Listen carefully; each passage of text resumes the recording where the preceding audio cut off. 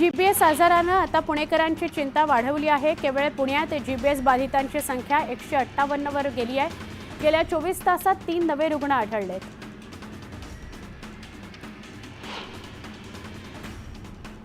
राज्यात गुलेन-बॅरी सिंड्रोममुळे चिंतेचं वातावरण आहे। दररोज रुग्णसंख्येत 9 ते 10 रुग्णांची वाढ होतीये, तर दिलासादायक म्हणजे जीबीएसमधून बरे होत असलेल्या 38 रुग्णांना डिस्चार्ज देण्यात आलाय।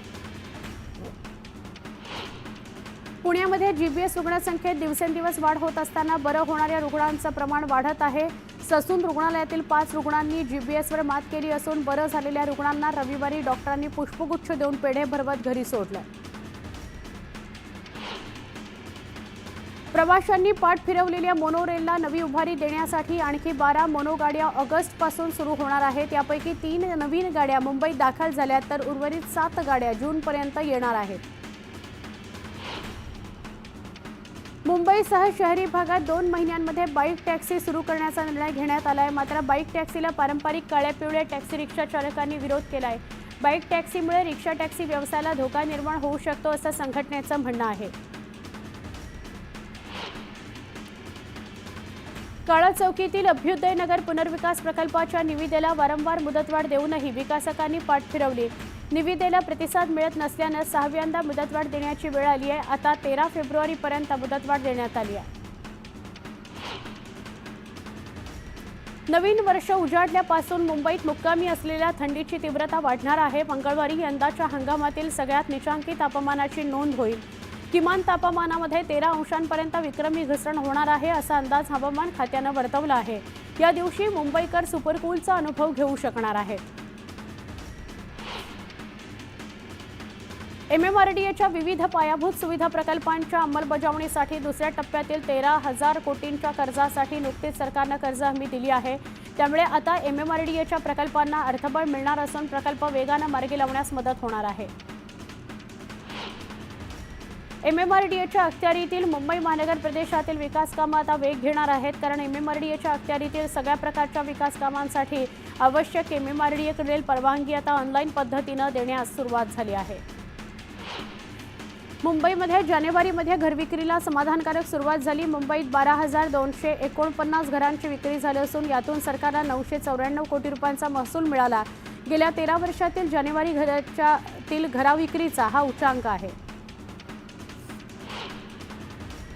गृहनिर्माण संस्थांच्या आवारात इलेक्ट्रिक वाहनांसाठी ई चार्जिंग स्टेशन्स उपलब्ध केल्यास वायू प्रदूषणाचा धोका कमी होण्यास मदत होईल असं निरीक्षण मुंबई उच्च न्यायालयानं नुकतंच नोंदवलं। तसंच गृहनिर्माण संस्थांमध्ये चार्जिंग स्टेशन्स उपलब्ध करण्याबाबतच्या धोरणाला लवकरात लवकर अंतिम स्वरूप देऊन ते अंमलात आणा असे आदेशही राज्य सरकारला देण्यात आले। मंत्रालयामध्ये प्रवेशासाठी लागू करण्यात आलेल्या फेस डिटेक्शनवर आधारित FRS तंत्रज्ञानामुळे मंत्रालयाच्या सुरक्षिततेमध्ये वाढ होण्यास मदत होणार आहे। शासकीय अधिकारी, कर्मचारी, लोकप्रतिनिधी या सगळ्यांना या प्रणालीसाठीची आवश्यक नोंदणी करून घ्यावी लागणार आहे। मुंबई मध्य रेल्वे CSMTवर लवकरच 150 हायटेक बॅगेज तसंच बॉडी स्कॅनिंग मशीन्स बसवण्यात येणार आहेत। यासाठी मध्य रेल्वेनं निविदा काढली आहे। हवेचा दर्जा सुधारण्यासाठी महापालिका प्रशासनानं कंबर कसली आहे। यासाठी पालिकेने विविध उपाययोजना राबवल्या असून अद्ययावत यंत्राच्या खरेदीवरही भर दिला आहे। मुंबईतील धुळीवर नियंत्रण मिळवण्यासाठी पालिकेने बॅटरीवर चालणारी धूळ शोषणारी यंत्र खरेदी करण्याचा निर्णय घेतला आहे। मुंबईच्या अनेक भागात पाणी गळती, कमी दाबानं पाणीपुरवठा, दूषित आणि अपुरा पाणीपुरवठा आदी समस्यांशी सामना करावा लागत आहे। त्यामुळे पालिकेनं विविध विभागांमधील जलवाहिन्यांच्या दुरुस्तीची आणि सिमेंट काँक्रिटीकरणाची जवळपास 300 कोटींची कामं हाती घेतली आहेत। कुर्ला, घाटकोपर, भांडूप, मुलुंड, चेंबूर, वांद्रे, मालाड, कांदिवली, बोरिवली, गोरेगाव, दहिसरचा यात समावेश आहे। जानेवारीत देशातील वीज वापर 2.7% वाढून 137.49 अब्ज युनिट इतका झाला आहे। या काळात तापमान सामान्यपेक्षा कमी असल्याने गीझर यासारख्या उपकरणांचा वापर कमी झाला आहे। महापालिका रुग्णालयांमध्ये रुग्णांना बाहेरून औषधं खरेदी करावी लागू नये यासाठी तत्कालीन मुख्यमंत्री एकनाथ शिंदे यांनी झिरो प्रिस्क्रिप्शन पॉलिसीची घोषणा केली होती। त्यास वर्ष उलटलं आहे। पालिकेचे अधिकारी या योजनेच्या अंमलबजावणीकरता प्रयत्नशील आहेत। यंदा त्याची घोषणा होणार का हे पाहणं औत्सुक्याचं आहे। वीरमाता जिजाबाई भोसले वनस्पती उद्यान आणि प्राणी संग्रहालयासाठी पालिकेने गेल्या अर्थसंकल्पामध्ये केलेली तरतूद कागदावरच असल्याचं दिसतंय। प्रस्तावित केलेल्या प्रकल्पांना फारशी गती मिळाली नसून निविदा प्रक्रिया सुरू असल्याची माहिती अधिकाऱ्यांनी दिली आहे।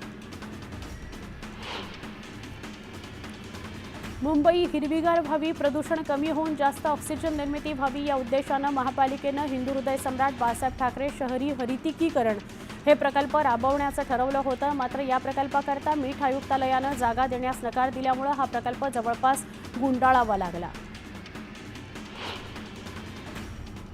मुंबई शहर आणि मुंबई महानगर प्रदेशातील महानगरांमध्ये ढासळत चाललेल्या हवेच्या गुणवत्तेबाबत न्यायालयानं उचित पावलं उचलण्याचे निर्देश शासनाला दिले आहेत। पनवेलमध्ये 150 वर लाकूड फाटा वापरणाऱ्या प्रदूषणकारी 150 बेकरी हॉटेल आहेत। या सगळ्यांना नोटिसांचे कागदी घोडे नाचवण्यापलीकडे ठोस कार्यवाही महापालिकेनं अद्याप केलेली नाही। पालिकेच्या डम्पिंग ग्राउंडवर प्लास्टिक कचऱ्यावर प्रक्रिया करण्यासाठी RDF प्रकल्प उभारण्यात आला आहे। या ठिकाणी प्लास्टिकपासून फ्युएल गोळे तयार केले जातात। या कचऱ्याचा कारखान्यांमधील बॉयलरमध्ये इंधन म्हणून वापर केला जातो। फेब्रुवारीच्या पहिल्या आठवड्याची सुरुवात जोरदार होणार आहे। गुंतवणूकदारांकरता या आठवड्यात 6 नव्या IPOमुळे पैसे गुंतवण्याचा पर्याय उपलब्ध होणार आहे। यामध्ये 1 IPO मेन बोर्डवर तर 5 लघु मध्यम कंपन्या अर्थात SME क्षेत्राशी संबंधित असणार आहेत। पुढील आठवड्यात आणखी 2 IPO लिस्ट होणार आहेत। गेल्या 2 वर्षांपासून प्रशासक असलेल्या महाराष्ट्र वैद्यकीय परिषदेची नुकतीच निवडणूक जाहीर करण्यात आली। मात्र जाहीर केलेल्या निवडणूक वेळापत्रकानुसार उमेदवारी अर्ज घेण्याकरता परिषदेच्या कार्यालयामध्ये जाणाऱ्या डॉक्टरांना रिकाम्या हातानं माघारी जावं लागतंय।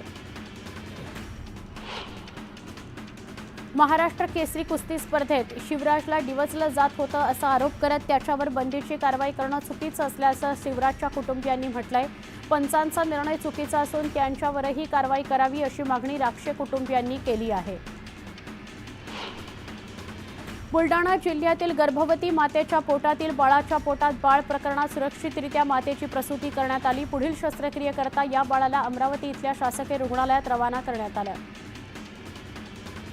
2 ट्रकचा अपघात झाल्यानं पुणे इंदोर महामार्गावर वाहतूक ठप्प झाल्याचं पाहायला मिळालं। सुमारे 4 ते 5 किलोमीटरपर्यंत वाहनांच्या रांगा लागल्यानं प्रवाशांचे हाल झाले। बुलडाण्याच्या चिखलीमधील सोनेवाडीमध्ये नवीनच बांधण्यात आलेल्या बसथांब्याची गावातीलच माथे फिरून तोडफोड केली। तोडफोडीचा हा व्हिडिओ सोशल मीडियावर व्हायरल झालाय। बीडच्या आष्टीमध्ये कुस्त्यांची दंगल रंगली। महाराष्ट्र केसरी सिकंदर शेख यांना अवघ्या 7 सेकंदात कुस्ती चितपट केली। कुस्त्यांची दंगल पाहण्याकरता प्रेक्षकांची तुफान गर्दी बघायला मिळाली।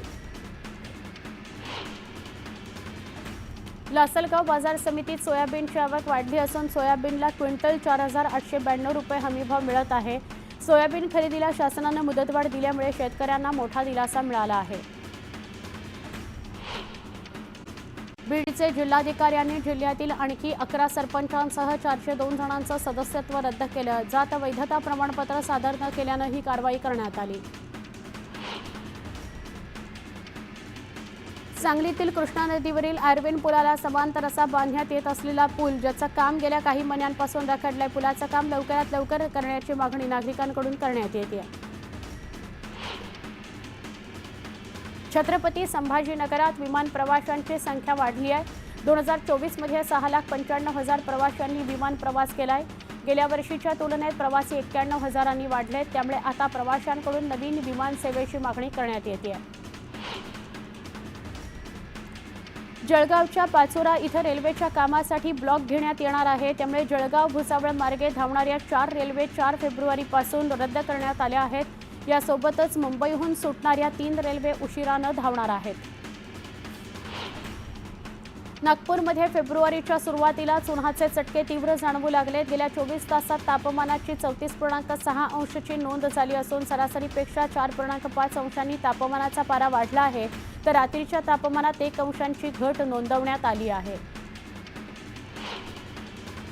मावळमधील टाकवे गावात विठ्ठल रुक्मिणी देवाच्या जत्रेदरम्यान भव्य छकडी बैलगाडा स्पर्धा आयोजित करण्यात आली होती। या स्पर्धेत जिल्ह्यातील 350 बैलगाडा मालकांनी सहभाग घेतला। छकडी बैलगाडा स्पर्धा पाहण्याकरता स्थानिकांनी यावेळी मोठी गर्दी केली होती। समृद्धी महामार्गावरील 4 ठिकाणच्या टोलनाक्यांवरील 200 कर्मचारी 4 दिवसांपासून संपावर गेलेत, त्यामुळे हे टोलनाके बंद आहेत. पगारवाढ द्यावी, रखडलेला पगार द्यावा, पीएफ ESIS योग्य लाभ मिळावा म्हणजे अशा मागण्या या कर्मचाऱ्यांनी केल्या आहेत. जळगावच्या बोदवड तालुक्यात कापूस खरेदी केंद्र बंद पडली आहेत, त्यामुळे शेतकऱ्याला पडक्या भावात कापूस विकावा लागत असल्यानं मोठं नुकसान होत आहे. क्विंटल मागे तब्बल 800 रुपयांचा भुर्दंड सहन करावा लागतोय. बळीराजा त्यामुळे संकटात सापडलाय. सोलापूर जिल्ह्यात आंबा लागवड क्षेत्र वाढत असतानाच पेरूलाही शेतकरी प्राधान्य देत असल्याचं दिसतंय. जिल्ह्यात आंब्यासह पेरूची लागवड सुरू असून जिल्ह्यात 4421 हेक्टर क्षेत्रावर आंबा लागवड तर 5297 हेक्टर क्षेत्रावर पेरू लागवड करत असल्याचं कृषी खात्याकडून सांगण्यात आलं. जळगावातील चाळीसगाव तालुक्यातील बेशिस्तपणे वाहन चालवणाऱ्या 15,000 वाहनधारकांकडून 44,82,000चा दंड वसूल करण्यात आला. तर गेल्या 3 वर्षात 18,000 वाहनधारकांकडे 1,33,00,000चा दंड थकीत आहे. सांगलीमध्ये EVM ऐवजी मतपत्रिकेवर निवडणुका घ्याव्यात असा ठराव वाळवा तालुक्यातील बहे ग्रामपंचायतीनं केलाय. नुकत्याच पार पडलेल्या ग्रामसभेत मतपत्रिकेवर निवडणूक घेण्याचा ठराव करण्यात आला असून जानेवारीच्या शेवटच्या आठवड्यात ग्रामसभेमध्ये हा ठराव संमत करण्यात आला. डेंग्यू, मलेरिया आणि इतर साथीचे आजार वाढू लागले की ज्या फळांच्या मागणीमध्ये वाढ होते त्यामध्ये ड्रॅगन फ्रूटचाही समावेश होतो. पूर्वी आयात होणाऱ्या या फळाची शेती आता देशातही सुरू आहे. एका ड्रॅगन फ्रूटची किंमत 70 रुपये आहे. मात्र गुणकारी असल्यानं त्याच्या मागणीत वाढ झाली आहे. पाटण तालुक्यातील मळे, कोळणे आणि पांथरपुंड या गावच्या पुनर्वसनासंदर्भात सातारा जिल्हाधिकारी कार्यालयात पालकमंत्री शंभूराज देसाई यांच्या उपस्थितीत बैठक होणार आहे. या बैठकीत 6 कोटी रुपयांचं वाटप करण्यात आलंय. फळभाज्यांच्या घरात घट झाली आहे. परराज्यातून मिळून 90 ट्रक फळभाज्यांची आवक झाली आहे. आवक वाढल्यानं आलं, लसूण, काकडी, ढोबळी मिरची, मटारच्या दरात घट झाल्याचं दिसून आलं. सातारा जिल्ह्यातील महाबळेश्वर या थंड हवेच्या ठिकाणाच्या शेजारीच नवीन महाबळेश्वर गिरिस्थान प्रकल्पाचा नव्यानं 294 गावांचा समावेश करण्यात येणार आहे. याचा प्रस्ताव महाराष्ट्र राज्य रस्ते विकास महामंडळानं राज्य सरकारकडे मंजुरीकरता सादर केला आहे. बदलत्या हवामानामुळे हापूस आंबा पिकाचं चित्र अद्याप तरी अस्पष्टच आहे. गतवर्षी फेब्रुवारी महिन्यातच हापूस आंबा बाजारात आला होता. यावर्षी मात्र 15 एप्रिल नंतरच आंबा बाजारात येईल असं बागायतदारांकडून सांगण्यात येत आहे. राज्य परिवहन महामंडळाकडून स्वच्छ सुंदर बसस्थानक अभियान सुरू करण्यात आलं आहे. एका वर्षात 4 फेऱ्यांच्या एकूण गुणांच्या सरासरीच्या आधारे अंतिम विजेत्यांची निवड केली जाणार आहे. पहिल्या येणाऱ्या बसस्थानकाला 1 कोटी रुपये बक्षीस दिलं जाणार आहे. जळगावच्या भडगाव तालुक्यातील भोरटेक शिवारात वन्य प्राण्यांच्या उपद्रवामुळे शेतकरी हताश झालाय. वन्य प्राण्यांपासून पिकांना वाचवण्याकरता शेतकऱ्यांना शेतात जागता पहारा द्यावा लागतो आहे. मनोर विक्रमगड नाशिक राष्ट्रीय महामार्ग यमदूत झालाय. वर्षभरात या ठिकाणी 29 अपघात झालेत. यात 22 नागरिकांचा मृत्यू झालाय तर 30 प्रवासी वाहन चालक गंभीर जखमी झाल्याचं समोर आलंय. त्यामुळे लवकरात लवकर या मार्गाची दुरुस्ती करण्यात यावी अशी मागणी करण्यात आली आहे.